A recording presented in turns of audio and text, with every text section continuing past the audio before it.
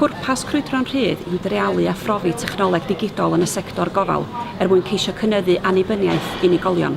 Ydy o bosib gael teclyn Crwydro'n Rhydd? O, yndi, siwr, mae chi. Ar ôl derbyn y teclynnau o'r ddesg gwasanaeth cwsmer, bydd y gofalwr yn cadw'r pager a caiff y person gyda dementia wisgo'r synhwyrydd o amgylch ei gwddf. Mae'r person gyda dementia wedyn yn rhydd i grwydro amgylch y Canolfan Arddio fel y dymunant, tra mae'r gofalwr yn cael gwneud yr un peth, ond gyda tawelwch meddwl bod y person gyda dementia yn ddiogel. Os ydy'r person gyda dementia yn cerdded tuag at yr allanfa, bydd pager y gofalwr yn canu i'w hysbysebu.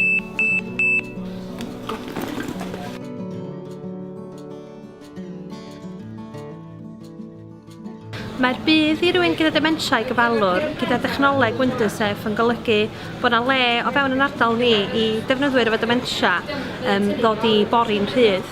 A be mae hynny'n olygu ydy caniatáu rhywun efo dementia ddod i rwla sy'n teimlo'n ddiogel, rhwla lle allan ni reoli risgiau efo'r dechnoleg, a rhwla lle all y gyfalwr a'i teuluoedd deimlo'n hollol saff a caniatáu i'r defnyddwyr grwydro gwmpas lle.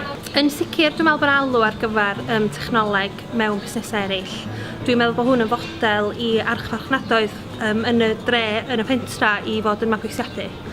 Mae o'n fodel sy'n annog i busnesau lleol godi ymwybyddiaeth, i ddysgu am y cyflwr dementia ac i sicrhau yn bod ni fel preswylwyr a trigolion yn cefnogi rheini sy'n byw efo dementia. Dwi'n meddwl bod Fron Goch yn sefydliad arbennig o dda i ni ddefnyddio'r dechnoleg. Mae o'n gam cyntaf i ni fod yn ardal dementia gyfeillgar a mae o'n sicrhau yn bod ni'n gwneud yn gorau i gefnogi rheini sy'n byw efo dementia i teuluoedd. Rydym yn falch iawn i gydweithio efo Arloesi Gwynedd Wledig ar y peilot yma.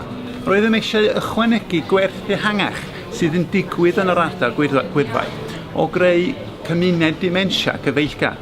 Mae'n bwysig i ni bod cwsmeriad yn deimlo'n ddiogel yn ystod ei hymweliad yma. Bydd y peilot yma'n parhau am flwyddyn ac rydym gobeithio drwy ddysgu'r prosiect yma yr allwn rannu'r gwybodaeth i fusnesau neu ardaloedd eraill yng Ngwynedd ac iddyn nhw wedyn gallu cynnig yr un gwasanaeth yn y dyfodol.